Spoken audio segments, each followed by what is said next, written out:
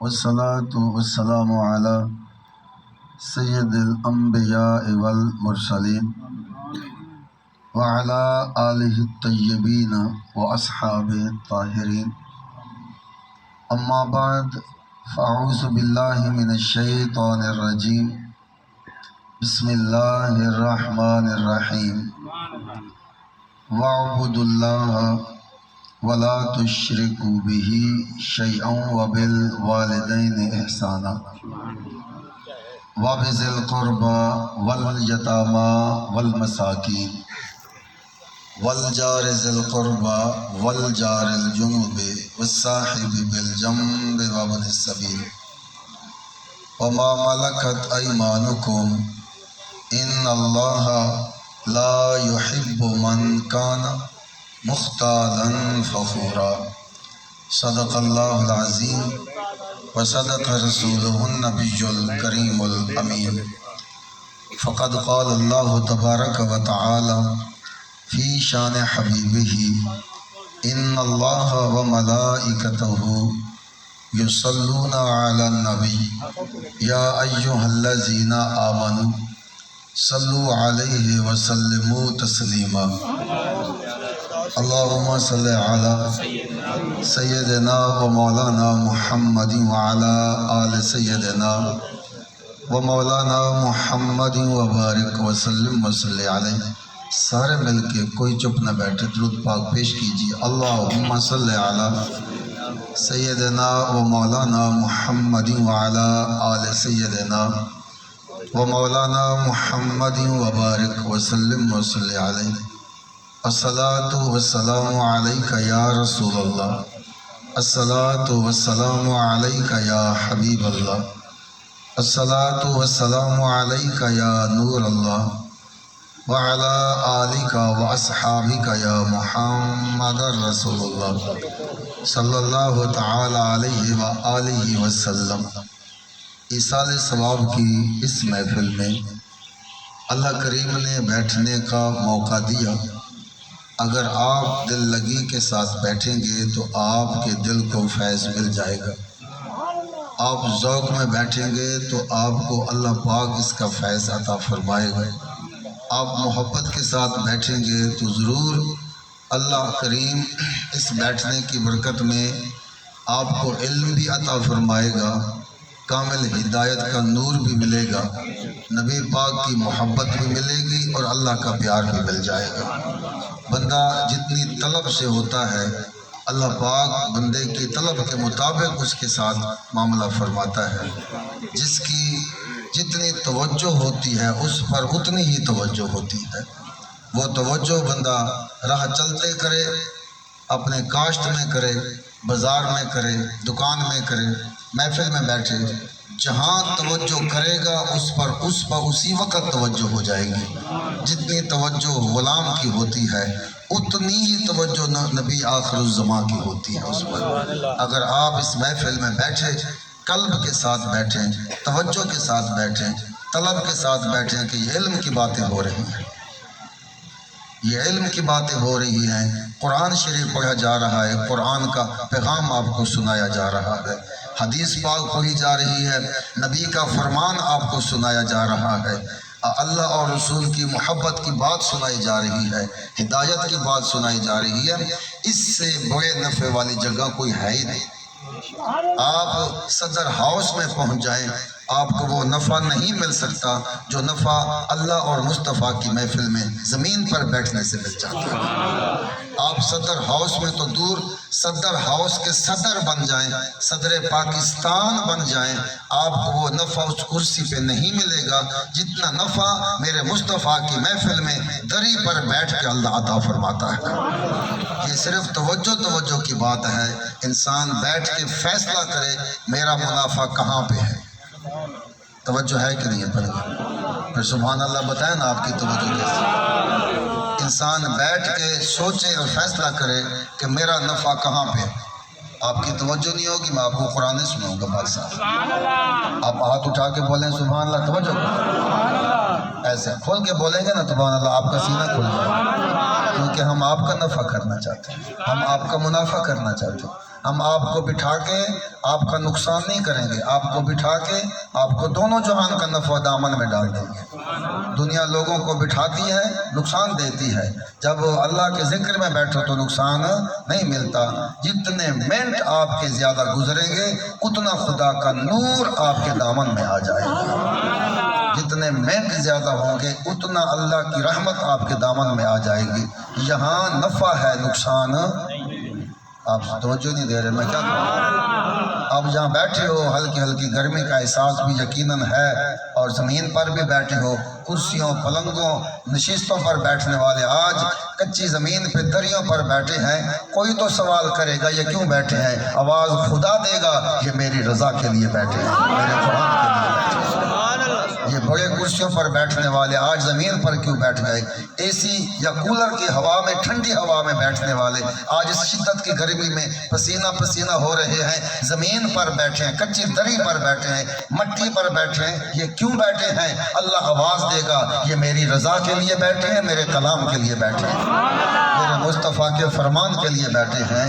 تو سارے زمانے کے خزانے ایک طرف، میرے خدا کی محفل میں بیٹھنا ایک طرف ہے۔ اس کے لیے ایک شرط ہے کہ آپ کو فیصلہ کرنا پڑے گا کہ صدارت کی کرسی انسان کو منافع دیتی ہے یا خدا کا ذکر انسان کو منافع دیتا ہے۔ آپ اگر ٹھنڈے ہو جائیں گے تو پھر میں آپ کو گرم کر دوں گا۔ یہ بات آپ کے لیے میں کر رہا ہوں، میں آپ کا منافع کر رہا ہوں، آپ کا گھاٹا نہیں کر رہا۔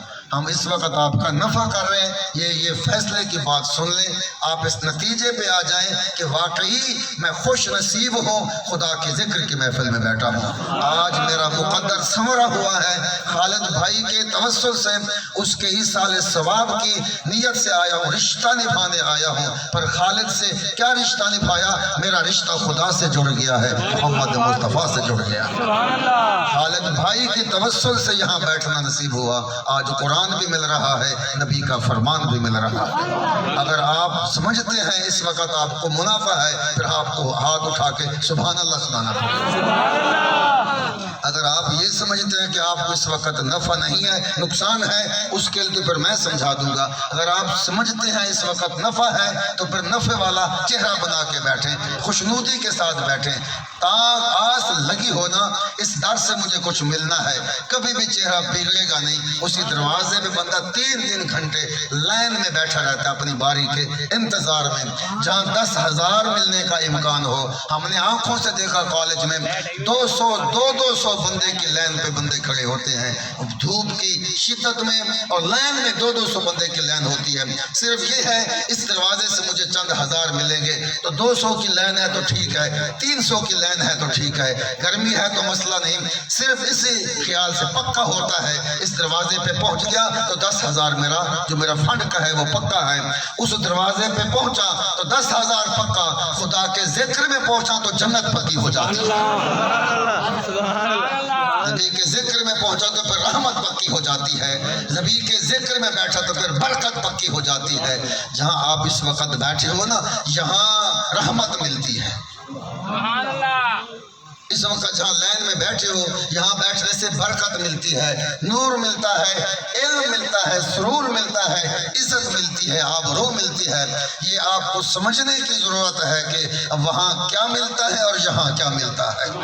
جب آپ اس بات کو سمجھ گئے اور فیصلہ کر گئے کہ اگر آپ توجہ دے دیں، میں 2 جگہوں کا نام لے لیتا ہوں تاکہ آپ کو فیصلہ کرنے میں آسانی ہو جائے۔ میں 2 مقام کا نام لیتا ہوں، آپ کو فیصلہ کرنے میں آسانی ہو جائے، آپ ذہن تازہ کریں، پھر میں قرآن کی پیغام شروع کروں گا۔ زمین اچھی ہو تو بیج نکلتا ہے، دل اچھا ہو تو ہدایت آتی ہے۔ زمین اچھی ہو تو پرانا بیج بھی نکل کے فصل بن جاتی ہے، دل اچھا ہو تو نبی کا فرمان، خدا کا فرمان انسان کو کامل ایمان والا مومن بنا دیتا ہے۔ دل اچھا نہ ہو، نبی کو دیکھتا رہا، نبی کی سنتا رہا، قرآن کا نزول دیکھتا رہا، قرآن سنتا رہا، ابو جہل ہی رہا، ابو لہب ہی رہا۔ جس کا دل سیدھا ہو گیا، دل لائن میں آ گیا، بیٹھا تو کرم میں ہے پر امت کا شافی بن گیا ہے۔ یہ سارا سودا توجہ کا ہے، اگر آپ نے توجہ کر دی تو قرآن ہو قرآن ہے۔ یہ کافر کو مومن بنا دیتا ہے، کیا مسلمان کو نمازی نہیں بنا سکتا؟ جس کلام کے پاس یہ پاور موجود ہے، یہ کافر اعظم کو فاروق اعظم بناتا ہے۔ آپ کو سمجھتے ہیں میرے لفظ کی؟ قرآن یہ پاور رکھتا ہے، اگر یہ ذوق کے ساتھ اندر چلا جائے نا، توجہ نہیں کیا آپ نے؟ ذوق کسی کو آیا اور یہ قرآن کی ایک آیت کانوں کے ذریعے سے سینے تک پہنچ جائے نا، قرآن میں یہ پاور ہے۔ قرآن کہتا ہے توجہ کے ساتھ، مجھے کانوں تک نہ رکھ، کانوں سے کراس کر دل تک لے جا۔ اگر دل تک پہنچنے کے بعد میں کافر اعظم کو فاروق اعظم بنا سکتا ہوں تو بے نماز کو نمازی بھی بنا سکتا ہوں۔ اور اس کے لیے شرط یہ ہے کہ توجہ سے سننا۔ ادھر محفل ہوتی، ادھر آپ کا چہرہ بدل جاتا ہے، ادھر خطاب ہوتا، آپ کی طبیعت بدل جاتی ہے، ادھر اللہ کا کلام کو سناتا ہے، آپ کی توجہ نہیں ہوتی، آپ اندر اندر نہ جانے کیا کیا کہتے رہتے ہیں۔ ایمان سے بولو، خطاب کرنے والا تو ایک نئی کی مانند ہوتا ہے، میراثی کی مانند ہوتا ہے، جو خط دیتا اور پیغام دیتا ہے۔ اصل کلام تو آپ کے خدا کا ہے اور آپ کے محمد مصطفیٰ کا ہے۔ دیکھ کون رہا ہے اس کو مت دیکھا کرے۔ چہروں کا اختلاف تو موجود ہے، کوئی اچھا، کوئی چہرہ کسی کا پیر ہے، کوئی چہرہ کسی کا پیر ہے، کوئی چہرہ کسی کا محبوب ہے تو کوئی چہرہ کسی کا محبوب ہے۔ چہرے تو متغیر رہتے ہیں، کوئی کسی کا محبوب ہے تو وہی کسی کا متنفر ہے، پر قرآن میں کوئی اختلاف نہیں ہے۔ قرآن بھی ایک ہے، مصطفیٰ کا فرمان بھی سب کے لیے ایک ہے۔ نائی کو نہیں دیکھنا ہوتا، خط کا لفافہ دیکھنا ہوتا ہے۔ جلے کانڈ آوے پہلے کانڈ کے پہلے نہیں کو دیکھو، سینکل دے ہیں، کیرا ہیں، بڑھا ہیں، لوا ہیں، نگر ہیں، اچھا ہے برا ہے، یہ ڈال میں کانڈا نہیں کھندا۔ نئی کو دیکھنے والا کبھی تعلق بنا ہی نہیں سکتا۔ نئی ہے بس کاٹ دے گا، چلا جائے گا۔ کاٹ کھولو، اس میں کس کا پیغام ہے؟ آپ کا یار ہے یا آپ کا دشمن ہے؟ خطاب کرنے والے کا چہرہ تو اختلاف میں ہے، ایک ہی چہرہ کسی کا محبوب بھی ہے اور کسی کی نفرت کی جگہ بھی ہوتا ہے۔ ان کو بھول جاؤ، بس جب قرآن سنو، قرآن خدا کا ہے، فرمان میٹھے مصطفیٰ کا ہے۔ دل جمی کے ساتھ سینے میں جانے دو، دل لگی کے ساتھ سینے میں قرآن کو جانے دو۔ قرآن یہ پاور رکھتا ہے، قرآن کے بعد یہ پاور موجود ہے۔ اگر کوئی توجہ کے ساتھ، دل لگی کے ساتھ، طلب طلب کے ساتھ قرآن سنے، نبی کا فرمان سنے، کانوں کے ذریعہ سے سینے تک جانے دے، تو قرآن کافر کا کفر بدل سکتا ہے، تو مسلمان کی غفلت کو بھی تبدیل کر سکتا ہے۔ اس کے لیے وہی ہے کہ ایک شرط ہے کہ آپ کی توجہ کامل ہو جائے، پھر کوئی مسئلہ نہیں ہے۔ اگر آپ توجہ کو کامل کرنا چاہتے ہو، ابھی نا ایک نقش میرے دل میں آیا ہے، اگر آپ ہاتھ اٹھا دیں، سبحان اللہ سنا دیں، آپ پھر ہاتھ اٹھا دیں، سبحان اللہ سنا دیں، آپ پھر ہاتھ اٹھا دیں، سبحان اللہ سنا دیں۔ علی دیکھتا رہا، عمر دیکھتا رہا، یہ قریب میں تھے، یہ حضور کی قربت کے تھے۔ علی پاک تو نبی کی گود میں پلے بڑے جوان ہوئے، آخری سانس تک حضرت علی نے نبی کو دیکھا۔ فاروق اعظم نے بھی ہر لمحہ، ہر وقت نبی کی قربت میں رہے۔ اب ایسے ایک دن بھی مدینے میں حضور کے سامنے نہ آیا۔ جب دونوں کی ملاقات ہوئی، حضرت اویس سے پوچھا علی نے، علی اتنا بڑا تو عاشق ہے، کبھی حضور کو ملنے نے کیوں نہیں آیا تھا؟ یہاں تک کہ حضور کا وصال ہو گیا، یہاں تک کہ حضور نے یہ تحفہ دیا ہے کہ میرے اویس کو دے دینا۔ آپ دونوں کی باہم میں اتنی محبت تھی نبی کی اور تیری، تو یہ بتا ملنے کیوں نہیں آیا؟ صحابی بننے کیوں نہیں آیا؟ آپ کی توجہ گئی تو میرا خطاب چلا جائے۔ اتنا پیار تو حضور کی ذات میں پایا جاتا ہے، پھر تیرا پیار ہے، یہ آپ کے دونوں کے مابین تعلق ہے، پھر ملنے کیوں نہیں آیا؟ آج سے بیٹھیں گے نا، پھر میں مسئلہ نہیں ہے، آتے چلتے رہیں گے۔ ہاتھ کھولو، بولو سبحان اللہ، پھر بول دو سبحان اللہ، ایسے کیفیات میں آ جاؤ تاکہ بات ٹھکانے لگ جائے۔ ملنے کیوں نہیں آیا اویس؟ حضور کو دیکھنے کیوں نہیں آیا؟ صحابی بننے کیوں نہیں آیا؟ تابی بن کے بیٹھ گیا، دیکھ لیتا تو صحابہ کا رتبہ پا لیتا، دیکھ لیتا تو صحابہ کی جماعت میں چلا جاتا۔ سارے زمانے کے غوث قطب ابدال مل جائیں، صحابہ کے قدموں کی خاک کے برابر بھی رتبہ نہیں ہے۔ اس رتبے کو تو نے کیوں کھویا؟ اگر حضور کو ایک مرتبہ بھی دیکھ لیتا، صحابی بھی بن جاتا، اور محبت کا تقاضا بھی یہ ہے، محبوب کو تکا جائے۔ سوال بنتا تھا، یہ سوال پیار اتنا مابین ہے کہ علی کا یہ سوال بنتا تھا، عمر کا یہ سوال بنتا تھا۔ سوال اگر بنتا تھا نا آگے جواب بھی بنتا تھا۔ سوال نے بھی کمال کر دیا، جواب نے بھی آگے کمال کر دیا۔ سوال نے بھی رونگٹے کھڑے کر دیے، جواب نے نہ پھر سارے معاملے ختم کر دیے۔ حضرت اویس نے پلٹ کے پھر جواب دیا، علی آپ نے دیکھا تھا؟ اے عمر آپ نے دیکھا؟ کیا پوچھتے ہیں؟ دیکھا میں تو پہلی آنکھ کھولی تو حضور کو دیکھا، پھر آخری دم تک دیکھا۔ مجھ سے سوال کرتے تھے، میں نے دیکھا۔ کہا سوال میں بھی ایک جواب ہے علی، اگر آپ نے حضور کو دیکھا اور بہت زیادہ دیکھا، ساری امت سے زیادہ علی تیری آنکھ نے محمد مصطفیٰ کو دیکھا۔ پوری امت سے زیادہ تیری آنکھ نے نبی کو دیکھا ہے۔ تیری آنکھ کھلی تو چہرہ مصطفیٰ تکا، پھر آخر دم تک حضور کا چہرہ تکا۔ یہ بتا آقا کے جو ابرو تھے یہ بال ملے ہوئے تھے یا جدا تھے؟